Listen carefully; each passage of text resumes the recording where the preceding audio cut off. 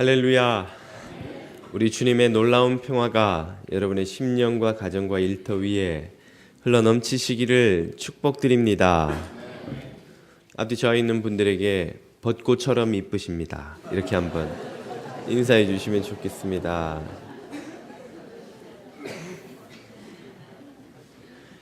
아마 이번 주와 내주가 벚꽃이 피크가 아닐까 싶은데요. 지금 팔파기도 활짝 폈고 또 오클랜드에도 벚꽃이 만개했습니다. 여러분 오클랜드도 한번 봄에 들르셔서 꽃 구경도 하시고 또 예배도 드리시고 하면 좋겠습니다. 지난 금요일 아마 전 세계가 주목한 그 장면을 여러분들도 다 뉴스를 통해서 보지 않으셨을까 싶은데요. 다시 한번 몇 장면만 한번 보시면 어떨까요?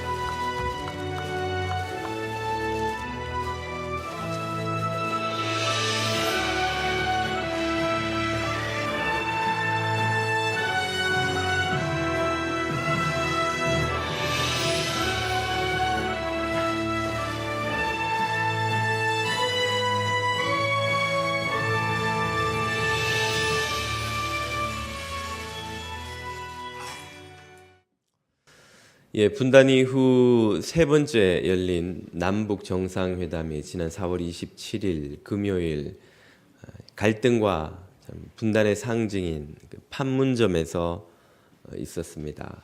모든 분들이 아마 영상을 통해 뉴스를 통해 보셨으리라 생각되고요.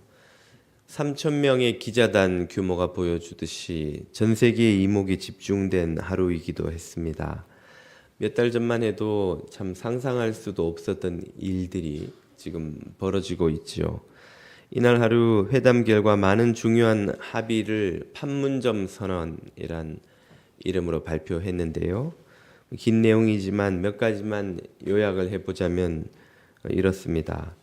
한반도의 완전한 비핵화를 통해 핵 없는 한반도를 실현한다.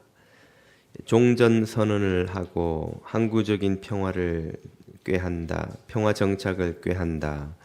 문재인 대통령이 올가을 평양을 방문하고 또 상호 방문을 정례화한다. 남북 공동연락 사무소를 개성에 설치하고 쌍방 당국자를 상주케 한다.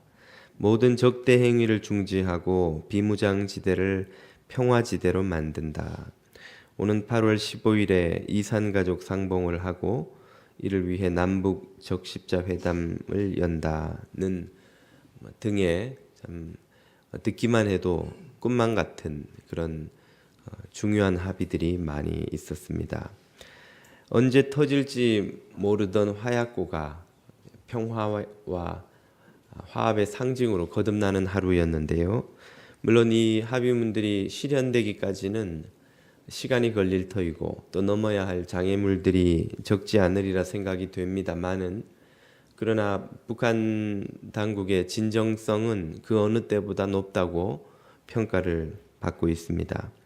평화 정착, 경제 협력, 민족의 번영과 더 나아가서 평화 통일에 이르기까지 참 언제까지나 요원해 보이기만 했던 일들이 이제 서서히 우리 시야에 들어오는 것이 아닌가, 기대를 가져보아도 되지 않을까 하는 참 벅찬 하루였습니다. 한반도에 우리 한국에 뿌리를 둔 해외 동포들인 우리들로서 누구 하나 예외 없이 다 기뻐할 일이었으면 틀림없습니다만은 이 일을 우리 그리스도인으로서는 어떻게 바라보는 것이 좋을 것인가? 이 일에 대해 하나님의 말씀, 성경은 무엇이라 우리에게 가르치시는가 하는 것을 저는 오늘 여러분과 잠시 생각해 보려고 합니다. 이 문제에 대한 답을 우리는 우리와 참 많이 닮은 유사한 역사의 궤적을 걸어온 이스라엘 민족을 향한 하나님의 말씀을 통해서 들어보고자 합니다. 정말 이스라엘은 우리와 많이 닮았습니다. 많은 외침을 겪은 것은 물론이고요. 기원전 930년 르호보암 왕 때입니다. 다윗의 손자이지요.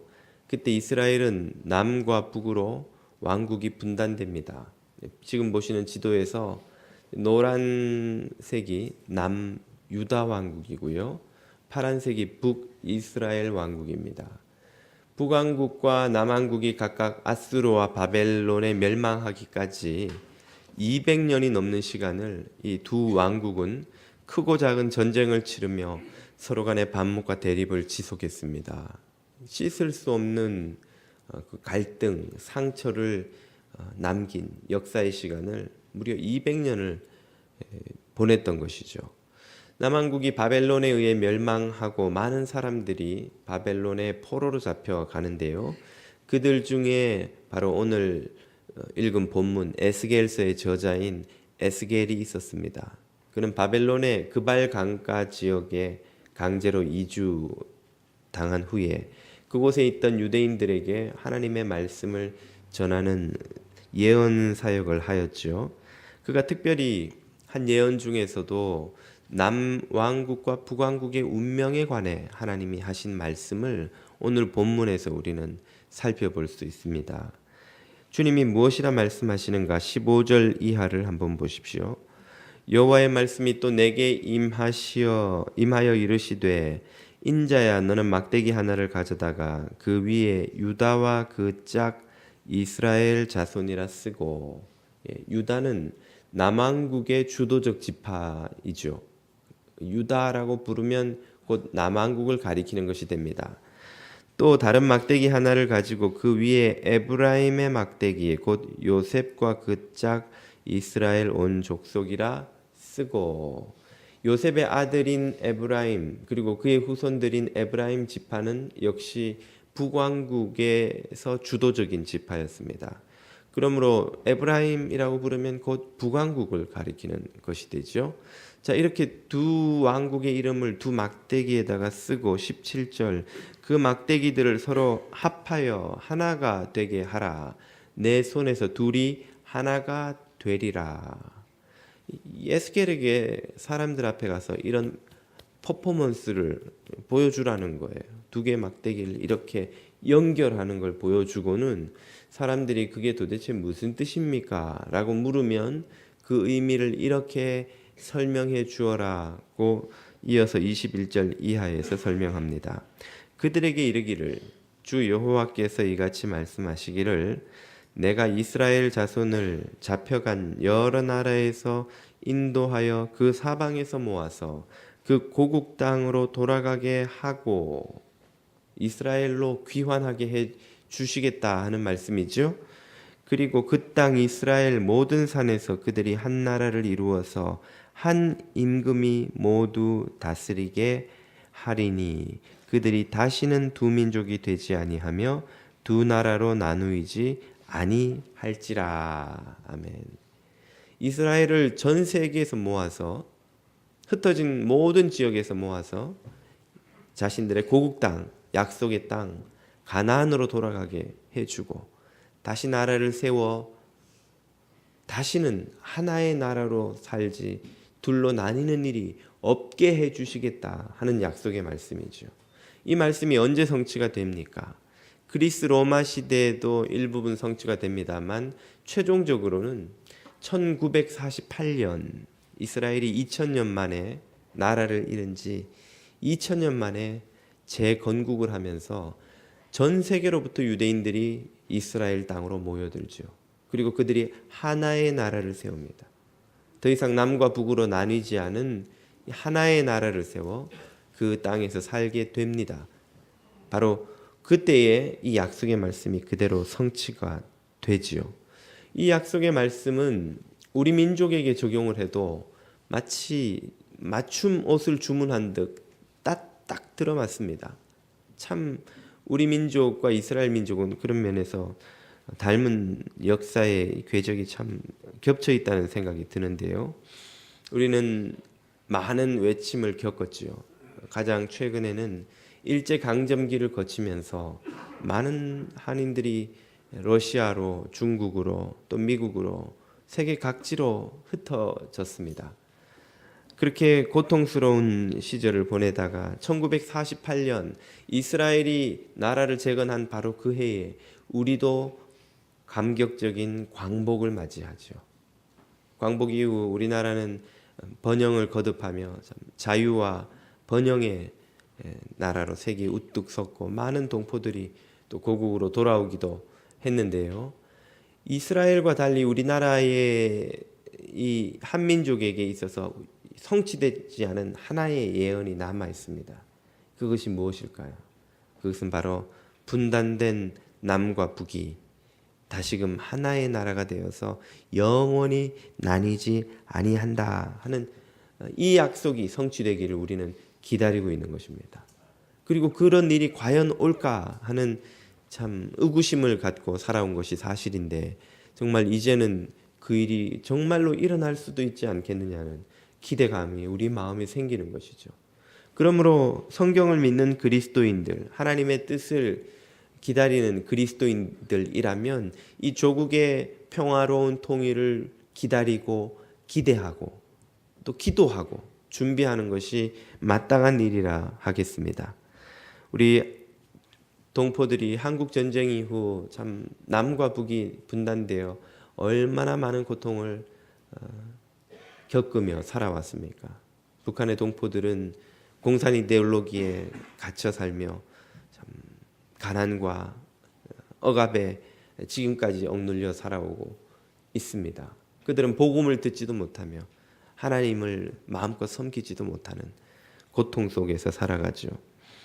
남한은 다행히 번영한 나라를 이루었습니다마는 우리 역시 반공 이데올로기의 틀에서 벗어나지 못하며 얼마나 많은 자유와 권리를 빼앗겨 왔고 또 분단된 이 현실을 참 적대 관계 속에서 유지하느라 얼마나 많은 군비 경쟁을 하며 치르지 않아도 될 많은 대가를 치르며 우리가 살아온 것인지요. 이제 우리 민족에게 남아있는 사명 하나, 하나님의 약속을 기다리는, 성취를 기다리는 약속 하나가 있다면 그것은 바로 우리 민족의 완전한 평화로운 통일이며 민족의 번영인 줄로 믿습니다. 그러므로 그리스도인들은 이 통일을 위해 기도하고 준비하는 것이 마땅하다고 하겠습니다. 지난 주간에 저는 시카고에서 통일운동을 하시는 어느 목사님을 만나 교제할 기회가 있었습니다. 올 초에 우리 교회를 빌려 통일과 꿈 학교를 개최했던 그 행사에 강사로 오신 분인데요. 마침 이 동부 지역에 있는 교회들을 연합해서 이 통일 기도회를 개최하기 위해 잠시 방문했다가 교제를 하게 되었는데요. 그분과 대화를 하면서 지금도 얼마나 많은 그리스도인들이 이 통일을 위해 기도하고 준비하고 있는지를 새삼 깨닫게 되었습니다. 몇 년 전에도 우리 교회에 통일운동을 하시는 목사님이 한번 오셔서 새벽기도 때 말씀을 전하시고 또 교제했던 기억이 있습니다. 그분과 교제하던 중에 하시는 말씀이 참 많은 사람들로부터 질문을 받는다는 거예요. 통일운동이 어려움이 많고 또 많은 오해를 받고 참 또 이렇게 수고한들 무슨 소득이 있겠는가, 어떤 성과가 과연 있겠는가 하는 의문 속에서 왜 그런 통일운동을 멈추지 않고 계속 하십니까? 라고 묻는 이들이 적지 않다는 거예요. 그럴 때마다 본인은 이렇게 대답한다고 하십니다. 지금은 멀어 보이지만 하나님이 허락하시면 그리 오래지 않아 통일이 될 것이라고 본인은 믿는다는 거예요.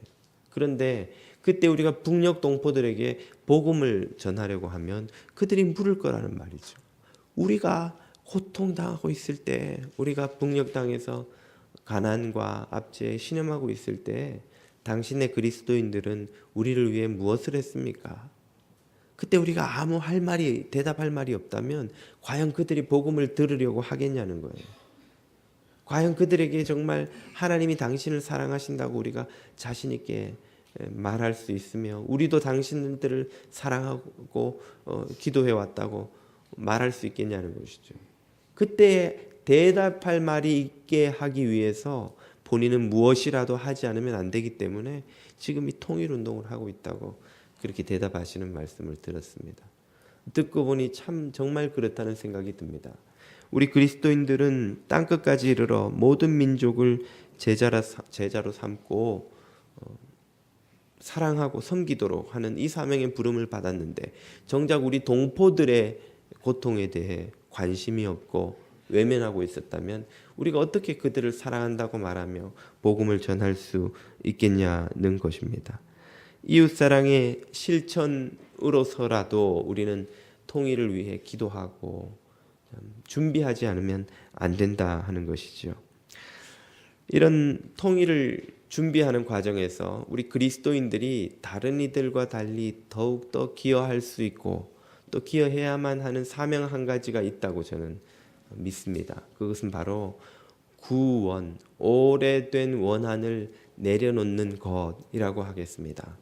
김정은 위원장을 이렇게 환대하는 것이 마음이 편치 않는 분들도 아마 계시리라고 생각합니다. 김정은이 누구입니까? 김일성의 손자요. 그 6.25를 일으킨 김일성 가문의 후계자가 아닌가요? 예. 그런 사람을 어떻게 우리가 6.25를 통해서 가족을 잃고 처참한 고통을 겪고 참 트라우마에 아직도 빨간색만 봐도 막 정신이 어지러운 우리들의 마음에 어떻게 그런 김정은을 환대할 수가 있냐는 생각이 드는 것이죠. 북한은 아직도 주민들을 압제하는 체제요, 독재 체제가 아닌가. 어떻게 그런 체제를 인정하고 그들과 참 마주 앉아 대화할 수 있는가 하는 마음이 편치 않은 분들도 아마 계시리라 생각이 됩니다. 그렇다면 우리는 어떻게 그들을 대해야 할까요? 우리가 깨달아야 하는 바가 이것입니다. 우리가 김정은 위원장을 환대하는 것은 인간 김정은이 이뻐서가 아니라는 거예요.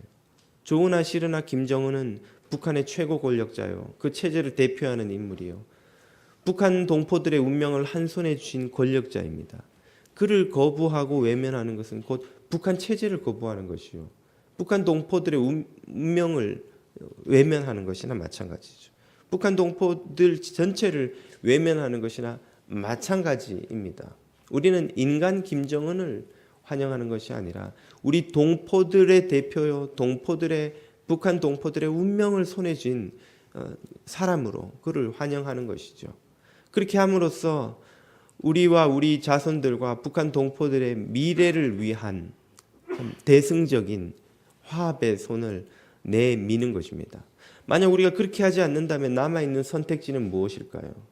그들이 굴복하거나 그들의 체제가 붕괴되거나 그렇게 해서 이루어지는 통일 밖에는 우리가 기대하는 것이 없다면 결국 힘으로 제압하는 것 밖에는 없습니다.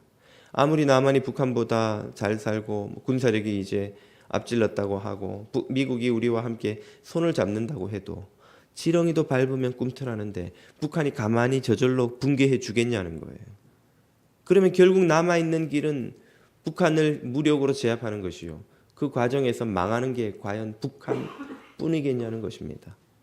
자칫 잘못하면 우리 선조들이 피땀 흘려 일군 산업화의 열매와 우리들의 삶과 우리 다음 세대의 미래까지 또 전부 잿더미에 묻어버리고 많은 불행한 참 떠올리기도 싫은 그런 결과를 가지고 올 수 있는 것이죠. 그러므로 우리는 지금 인간 김정은 한 사람이 좋으냐 착하냐 아니냐 이런 차원에서 그를 환영하고 이 회담을 바라보는 것이 아닙니다. 우리와 우리 자손과 우리 민족의 미래와 번영을 위해 대승적인 결단을 내리고자 하는 것이죠. 그런 차원에서 그 누구보다도 큰 기여를 할 수 있는 사람들이 바로 우리 그리스도인이라고 믿습니다. 왜냐하면 우리는 지나간 원한을 씻고 용서하는 그 용서의 능력을 배웠고 아는 사람들, 용서의 근원이신 주님을 아버지로 모시고 사는 사람들이기 때문이죠.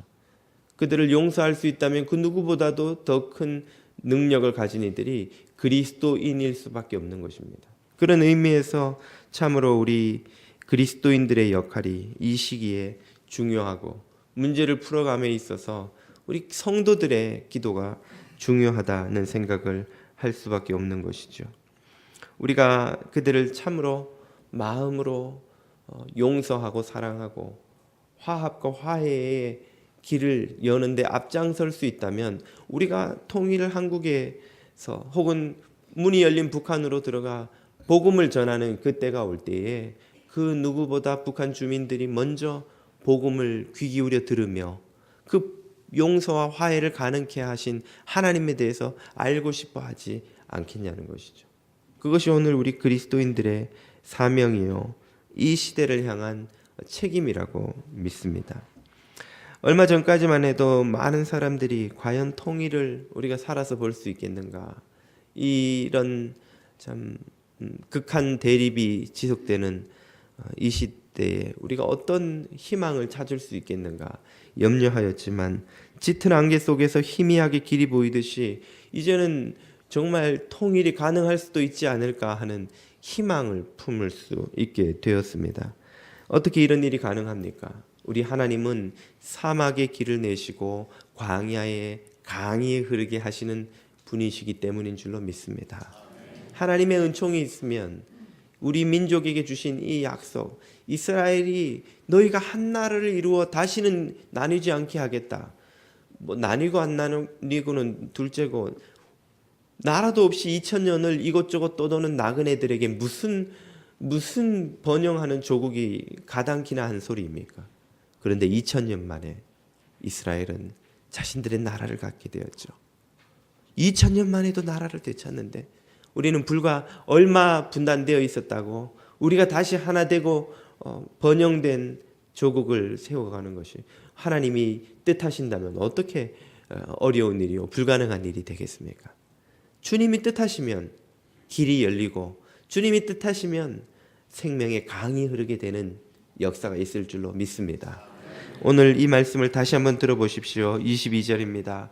그 땅 이스라엘 모든 산에서 그들이 한 나라를 이루어서 한 임금이 모두 다스리게 하리니 그들이 다시는 두 민족이 되지 아니하며 두 나라로 나누이지 아니할지라. 아멘.